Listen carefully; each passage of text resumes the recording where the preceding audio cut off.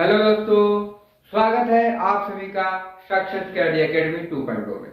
दोस्तों, आज के इस वीडियो में हम लोग पढ़ेंगे क्लास 10 चैप्टर 2 के जो है 10 इंपॉर्टेंट सवाल जो आपके एग्जाम में आने वाले हैं। यानी सवाल इन्हीं से होगा, क्योंकि हमने जो है पूरे निचोड़ लेकर के चीजों को समझ करके 10 सवाल लेकर के आए हैं। ठीक है, जो आपके एग्जाम के लिए इंपॉर्टेंट होगा, यानी सवाल इसमें से आपको एग्जाम में मिलेगा ही। तो देखिए दोस्तों, हम लोग इस सीरीज को सोल्व करेंगे। इस सीरीज का हमने नाम रखा है 10 सवाल एग्जाम के नाम, यानी जो है तो हम लोग रोज डेली जो है 6 बजे आपको वीडियो अपलोड मिलेगा 10 सवाल एग्जाम के नाम। ठीक है, तो हम लोग देखते हैं आज के 10 सवाल कौन कौन से हैं जो आपके एग्जाम में आएंगे और आपके एग्जाम के लिए काफी इंपॉर्टेंट है। वीडियो अगर जो अच्छा लगे तो चैनल को सब्सक्राइब कीजिएगा, हमें सपोर्ट कीजिएगा। तो चलिए दोस्तों, वीडियो को शुरू करते हैं। पहला सवाल कह रहा कि यदि px दिया है 3x के पावर q दिया है, x स्क्वायर दिया है 2x और प्लस 5, यहाँ पे दिया है qx बराबर क्या है x स्क्वायर 2x प्लस 1 को अगर हमने भाग दिया जाए तो भागफल का घात क्या होगा। यानी कहने का मतलब हम जब इसको भाग दे रहे हैं और भागफल में जो यहाँ पे जो घात आएगा, मान कोई संख्या, इसका घात क्या होगा, ये सवाल पूछ रहा है। तो दोस्तों, ऐसे सवाल आप यूं देखते ही बना दीजिएगा, क्या जरूरत है इसको सोल्व करके टाइम चेंज करने का। देखिए कह रहा है यहाँ घात कितने हैं 3 और यहाँ कितने हैं 2, दोनों का डिफरेंस कितना है 1। तो कह रहा कि डिफरेंस जो हमारा 1 है तो यही क्या होगा, हमारा आंसर हो जाएगा। यानी कह रहा कि इसमें हम एक घात बना लेते हैं, यानी इसको 3 करेंगे तो यहाँ पे हम क्या लेंगे, x लेंगे ना, x लेंगे तब ये पावर 3 हो जाएगा इसका। तो ये क्या हो जाएगा 1, घात क्या लेंगे बाबू 1 लेंगे। दूसरा सवाल कह रहा जी बहुपद gx दिया हुआ 3x square minus 7x plus 2 हो तो g का मान दिया है, gx का मान क्या दिया है -1। तो बताना है निम्नलिखित में से कौन सा ऑप्शन होगा। पहला ऑप्शन आपको दिया है -8, दूसरा ऑप्शन दिया है 12, तीसरा दिया है -12 और चौथा दिया है 0। तो देखिए दोस्तों, हम लोग इसको सोल्व कर लेते हैं। जहां पे x है वहां पे हम -1 रखेंगे, जहां पे x दिए हैं वहां पे हम क्या रखेंगे -1। तो 3 और x के जगह पर -1 रख लेंगे, फिर यहाँ पे माइनस है, यहाँ पे 7 और x के जगह पर -1 रखेंगे और प्लस 2।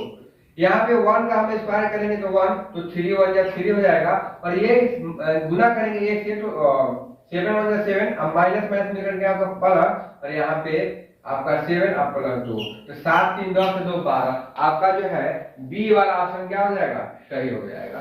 तीसरा सवाल क्या कर रहा है, कह रहा है कि यदि x स्क्वायर माइनस 16 हो तो शून्य क्या होगा। कह रहा है कि इसका शून्य क्या होगा। देखिए इसको तो सोल्व करने में बहुत आसान है।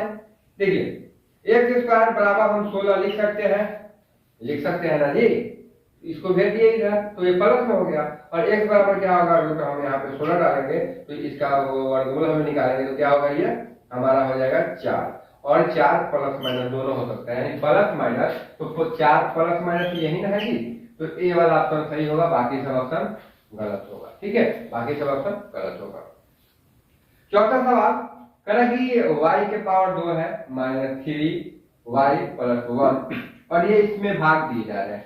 सवाल जैसा जो है पहले उसी तरीके का है, लेकिन सवाल ये जो है रिपीटेड हुआ है 2 बार, तो इसलिए हम इसको ले लिए हैं। देखिए तो ये जो है 5x, तो हमने आपको बताया है कि अगर ऐसा सवाल हो और कहें इसके घात, तो हम दोनों के घात का डिफरेंस देख लेंगे। यहाँ पे 5 है, यहाँ पे 2 है, दोनों के घात का डिफरेंस कितना है जी 3 है, तो हमारा 3 वाला ऑप्शन सही हो जाएगा। 3 वाला ऑप्शन क्या हो जाएगा, सही हो जाएगा। ठीक है, डिफरेंस देख लिए, भाग करके जांच करने की जरूरत तो है नहीं।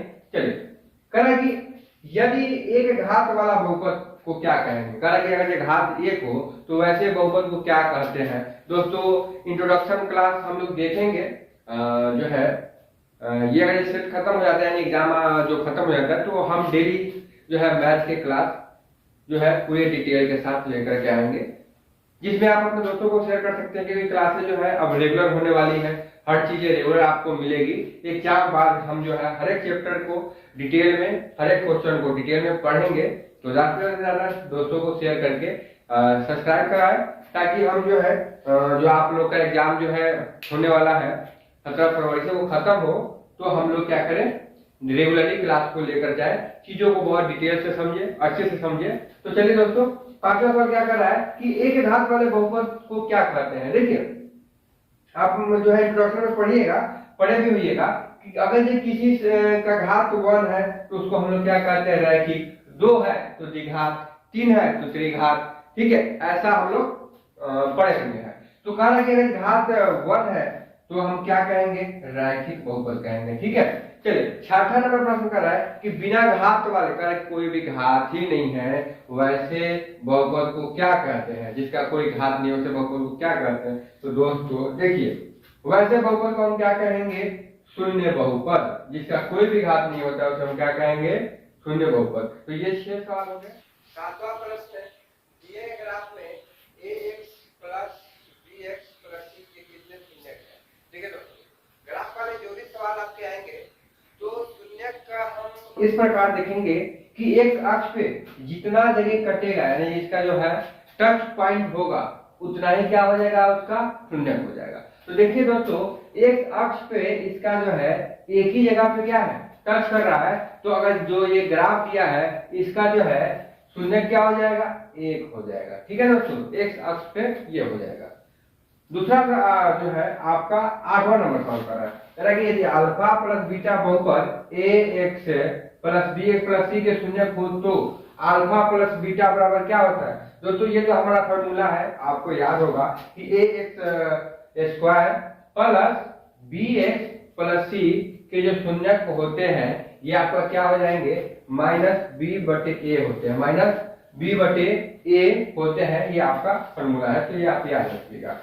कि दिए गए ग्राफ में ax square plus bx plus c के कितने शून्यक होंगे। देखिए दोस्तों, सवाल ये दोनों अलग है, इसलिए हमने दोनों को इंक्लूड किया है और ये सवाल पूछे जा चुके हैं और ऐसे सवाल आएंगे भी, तो हम लोग इसको समझते हैं। देखिए हमने कहा कि एक अक्ष पे जितनी जगह टच करेगा उतना उसका शून्यक होगा। तो दोस्तों बताइए, ये जो आपका ग्राफ ये गया है एक अक्ष पे कहीं भी टच कर रहा है, नहीं कर रहा है। तो बताइए जब एक अक्ष पे टच ही नहीं कर रहा है तो इसका शून्यक क्या होगा बाबू, कह रहा है इसका शून्यक 1 भी नहीं होगा, इसका शून्यक 1 भी नहीं होगा। 2 3 1 की तो बातें छोड़ दीजिए, क्योंकि एक अक्ष पे टच किया ही नहीं, जब एक अक्ष पे कहीं भी टच नहीं कर रहा है तो इसका शून्यक 1 भी नहीं होगा। आइए और जो है ये तो हमारा हो गया। चलिए 10वां प्रश्न, निम्नलिखित में से त्रिघात बहुपद का व्यापक रूप। देखिए दोस्तों, ये सवाल ज्यादा हार्ड नहीं है, बहुत ही इजी है, लेकिन ये जो है 21 में 23 में जो है 19 में पूछे गए हैं, तो हमने इसको शामिल कर लिया है, क्योंकि जब बार बार पूछा जा रहा है तो ये सवाल इंपॉर्टेंट है। तो देखिए दोस्तों, आपने पढ़ा होगा कि त्रिघात बहुपद उसे कहते हैं जिस बहुपद में मैक्सिमम घात 3 हो जाए, वो तो त्रिघात होगा, लेकिन उसका व्यापक रूप कैसा होता है। दोस्तों उसका व्यापक रूप जो होता है, कह रहा है कि ax के पावर 3 होता है, उसके बाद bx स्क्वायर होता है, प्लस cx होता है, प्लस d, जहां पे शर्त होता है कि a जो है कभी भी 0 के बराबर नहीं होगा, ये हमारा शर्त होता है। तो ये हमारा जो है सी ऑप्शन क्या हो जाएगा, सही हो जाएगा। तो दोस्तों उम्मीद करते हैं कि आपको ये सीरीज अच्छा लगा होगा। फिर हम कल मिलेंगे इसी चैप्टर के 10 और धमाकेदार प्रश्न के साथ। तो दोस्तों चैनल को सब्सक्राइब और शेयर करना ना भूलें। मिलेंगे कल फिर नए 10 सवाल के साथ जो आपके एग्जाम के लिए इंपॉर्टेंट होंगे। बाय दोस्तों, लव यू।